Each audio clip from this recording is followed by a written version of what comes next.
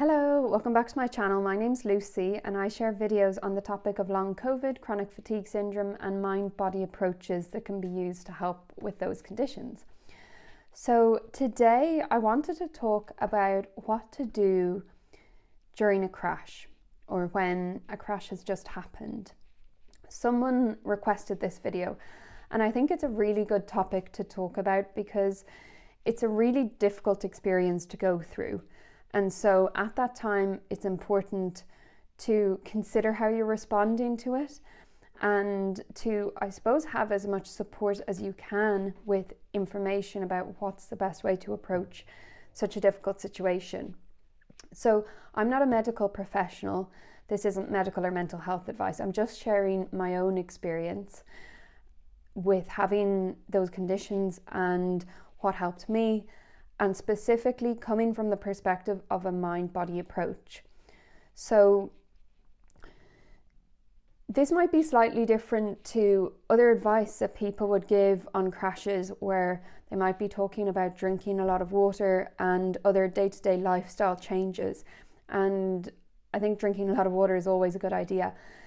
But I'm going to be mostly talking about mindset around the challenge of a crash and other kind of things that might be helpful to consider. So if there's some things that I'm saying that you find less helpful and you already have good ways of coping in this situation, then by all means do what's already helpful. So having a crash is a really difficult experience, both physically, emotionally, and mentally. When I have had crashes in the past, I felt as though my body was crumbling from within, as though my body was really shutting down, that my functioning was kind of just going. So I couldn't think properly. I was sensitive to light. I couldn't stand up. I couldn't look at writing or process any information easily. So your functioning is quite limited, and it's quite challenging to manage in a situation like that, because without a lot of energy and with such severe symptoms, it can be a really dark place, and it can be incredibly scary, because if you've just been doing things that are for other people, like, you know, parenting your children or going to work or doing your day-to-day routine of responsibilities, and then all of a sudden you're not able to do those, then it's quite scary and it's quite a dramatic change in your life.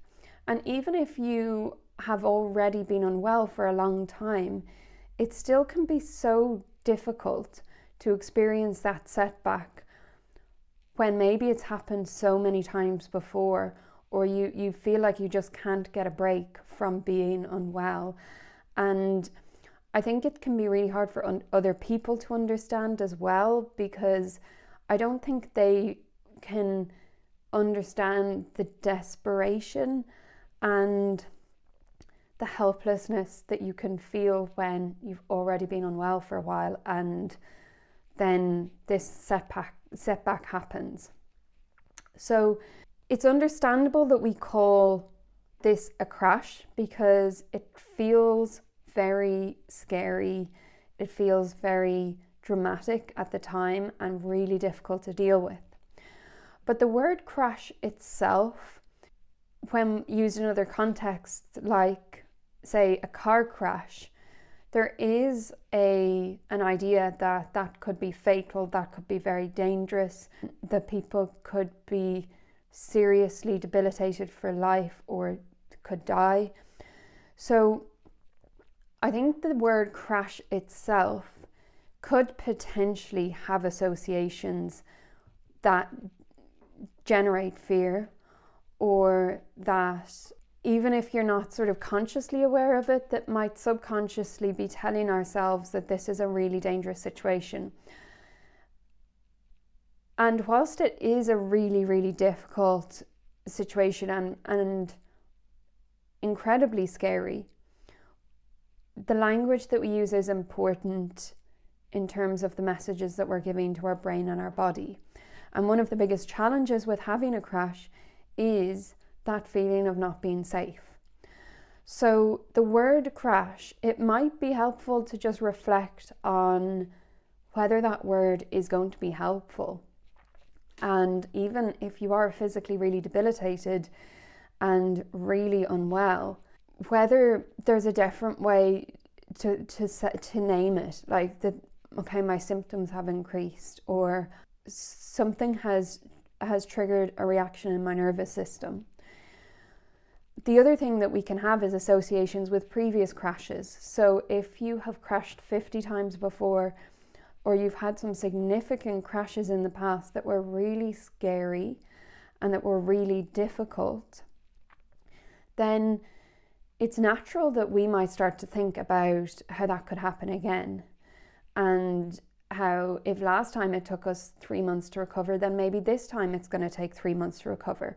Or if last time we were too unwell to be able to eat or to digest food, then we start to think, well, then this time I might be too unwell to digest food and eat, and whatever it might be.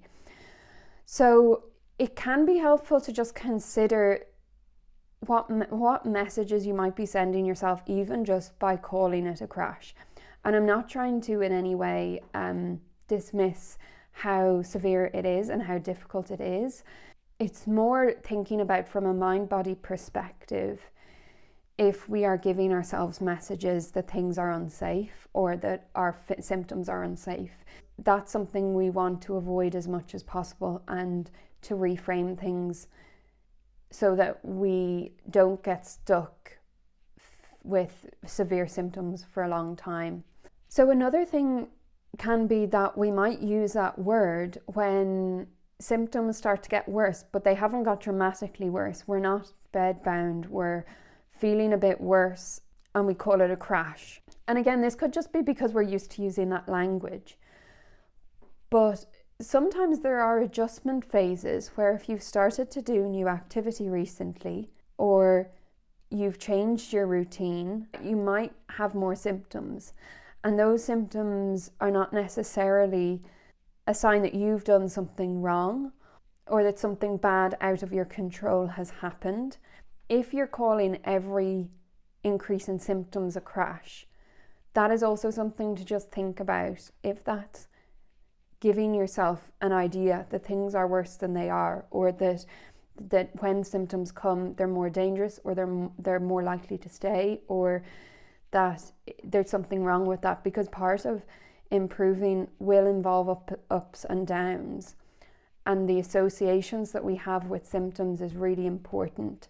If you want to build more positive associations with symptoms in the terms of not liking symptoms, but seeing them as not dangerous and seeing them as okay, and a message that maybe there's an emotion or there's something going on that you need to pay attention to, your general reaction is going to be much better than if you are giving yourself the message that this is a crash, something bad has happened, I've done too much, or something is not going well with my recovery, or I'm not doing the right thing, or whatever the story might be.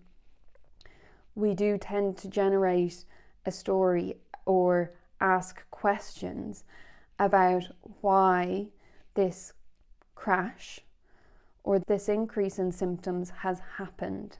I think one of the important things is just to start becoming aware of what our feelings are at the time of increased symptoms, what our story is about why that's happened, what our thoughts are, and how they might be affecting us. When people have had a really serious increase in symptoms where it's very challenging, very scary, very debilitating, I think it's hard to believe that someone could experience that without any fear.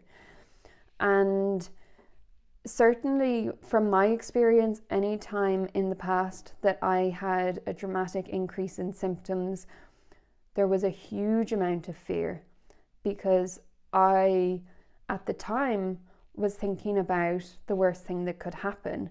You know, what if I become even more debilitated? What if I can't get better from this place? How long am I going to feel like this? No one is able to help me, because it can feel very helpless when you've maybe already seen doctors and they've done what they can, but you're still having this experience of increased or intense symptoms. So fear and other strong emotions are one of the things to become aware of during a crash. And it's very normal to feel fearful.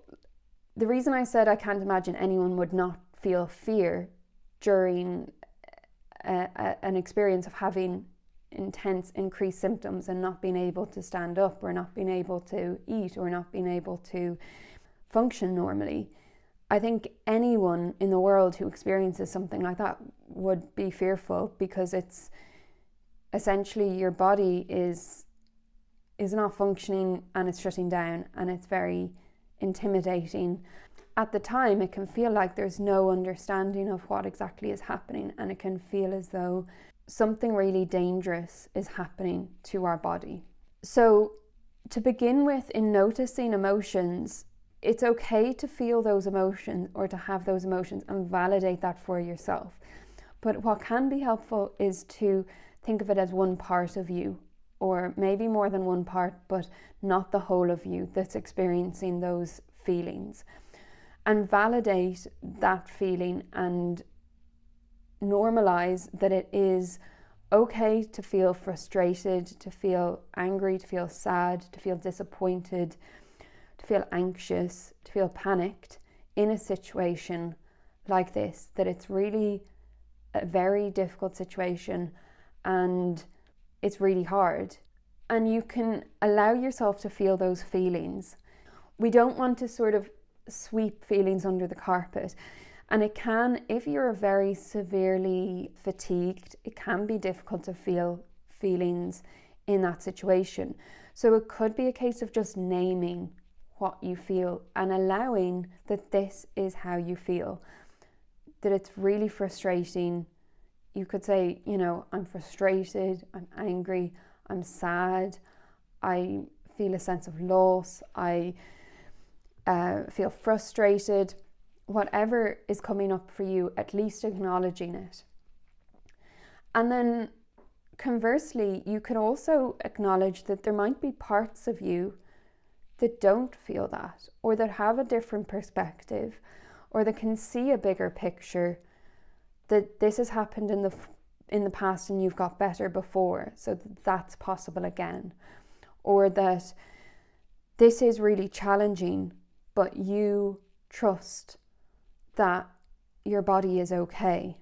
And some people will have that, and for other people that will be more challenging to tap into a side of you that believes that, or a part of you that believes that. And this doesn't mean stewing in those feelings all day, every day, and allowing it to overwhelm you.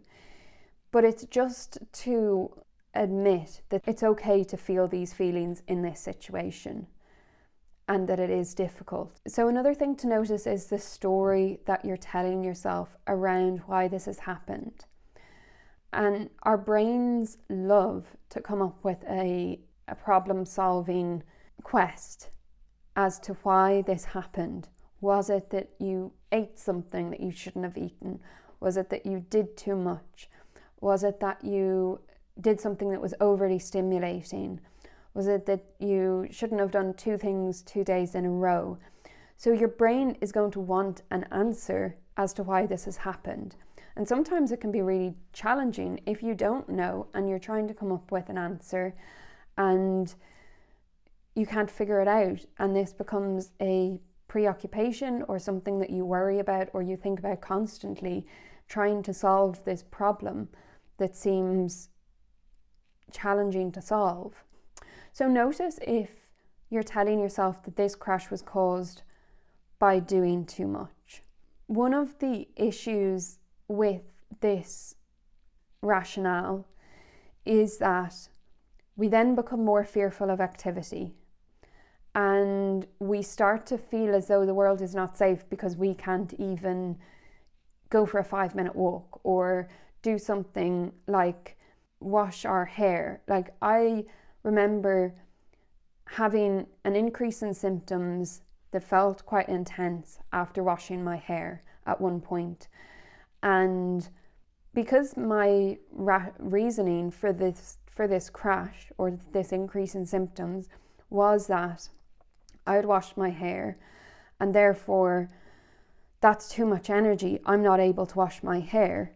That message is, if you think about it, quite scary, because I'm essentially telling myself that I'm not able to wash my hair. It's dangerous to wash my hair. Doing something that takes that much energy and that much movement of my arms is not safe, because it will give me this migraine and this fatigue and all of the rest of the symptoms that have come along with it. And if it's not safe to wash my hair, then it's not safe to do much else, really, because washing your hair is not a really big experience compared to other things that people who are well do. So even if this increase in symptoms has come after doing an activity, it can be helpful to consider if there was emotions you weren't aware of, or if there was some type of stress or something that made you feel unsafe about that activity that could have caused this increase in symptoms. And it's not always easy to fully pinpoint what it was. And sometimes it's more under the radar and it's not conscious. There may have been an emotion and we weren't fully aware of it, and we did an activity and part of us felt unsafe, or there was some underlying anxiety and we crashed and it felt like a surprise. In any case, in the future, you want to be able to do more activity again, so you don't want a negative association with activity. You don't want to be telling yourself activity is not safe to do and that activity causes symptoms. So I've spoken a bit in other videos about how you can build up evidence for the times that you've had more symptoms and you haven't increased activity, or when you have built increased activity and not got more symptoms as a result. So that can sometimes help us to just realize that, okay, it's not the activity. I will be able to build up to do more activity, and you don't necessarily need to do that really quickly. You want to do it in a way that feels safe. But when you crash, thinking about that story as to why, your explanation around why you've crashed, can be helpful in terms of getting back on track and increasing activity in the future. So another thing to pay attention to is the thoughts that you're having. And it's completely normal to have really negative or difficult thoughts when you have had this increase in symptoms. So when, for me, for example, I had thoughts like, when is this going to end? Will this last forever? What if this symptom gets worse? And those are scary thoughts to have, because there's a lot of uncertainty, and having really uncomfortable symptoms and being basically dysfunctional where you can't do normal day-to-day things is really unpleasant, and it's hard to live a fulfilled life in that way. So it's understandable that we would have these thoughts. We have these thoughts because a part of us is trying to protect us. It's trying to predict how long will we be unwell for. Is there something worse that could happen that we can try and avoid? And even though these thoughts might be there to try and help us in some way, they can also make us feel a lot worse and feel a lot more scared and frightened and concerned. So keeping an eye on what thoughts you're having and what impact they might be having on you both mentally and physically can be really helpful at this time. So I have another video on negative thinking, And that goes through a few different ways of managing thoughts. One way of dealing with it is to acknowledge that these thoughts are there and that anyone in this situation would have those thoughts. But also, are these thoughts in line with a mind-body approach that will help me get out of this situation? And if they're not, it's thinking about what you can do to help you start to think in a different way about the symptoms that have increased or gotten much worse, and essentially how to feel safe in your body, even though that's a big task when you feel so many symptoms and they are scary symptoms. So we want to start building up this feeling of safety and feeling that you are okay, even though this has happened. And that this happening does not mean that you're not going to get better, or that these symptoms are going to last forever, or that they're going to get worse. So the more you can do this, the easier it'll be to manage those symptoms and how you feel in the situation. So you could potentially write a list, if you're able to do that, write a list of the things that make you feel safe and okay, and a list of the things that maybe don't make you feel safe and okay.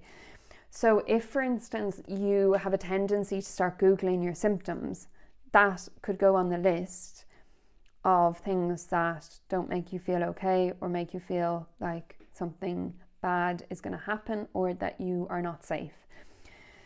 And you want to stop doing all of those things that might make you feel less safe. It could also be speaking to a family member in a panicked way about your symptoms. Of course, if you have concerns about your symptoms and there's new symptoms, you could get them checked out medically, especially if this is new to you and you haven't had many medical checks before. For some people, they've been through it so many times that they know those symptoms are the ones that have already been checked and nothing has come back from tests. So if that's you, when you experience these symptoms or this crash, you start to panic to a family member or a friend who then feeds back anxiety to you or starts panicking also, that could also be a behaviour that is feeding into the cycle of fear. Examples of things that might help you feel safe would be, for instance, listening to a comedy podcast or a comedy show. It could be listening to some YouTube videos on the mind-body connection or a podcast like the Curable podcast around the evidence of mind-body symptoms. Sometimes this can be really reassuring at the time when we feel scared and when our symptoms are at their worst. It could be helpful to think about how you've overcome either this challenge or different challenges in the past. If you've had a crash like this before and you did get better, thinking about what attributes you used to get out of it. How did you build up your confidence? How did you build up your optimism and your hopefulness to manage that situation? How did you manage having acceptance in that situation? And can you draw on those previous experiences to manage in this situation? It could be doing a meditation that helps you manage either a specific emotion or that focuses specifically on positive feelings. So there are meditations called metta meditations, and they focus on different positive feelings in the body. It might involve imagining someone you really, really care about and how does that feel in your body. So maybe a niece or a nephew or your child or a pet. And you would really focus on that kind of fuzzy, warm feeling that you get when you think of that person or that animal. And this can be helpful to start to think that not everything in my body is feeling uncomfortable and dangerous. This can be more challenging for some people than others. So if paying attention to your body doesn't feel good, then maybe don't do this one. But the purpose of this is to try and notice things that feel more okay in your body, or more comfortable or safe. So another thing that you can do is look at all of the evidence that you have that this mind-body approach applies to you.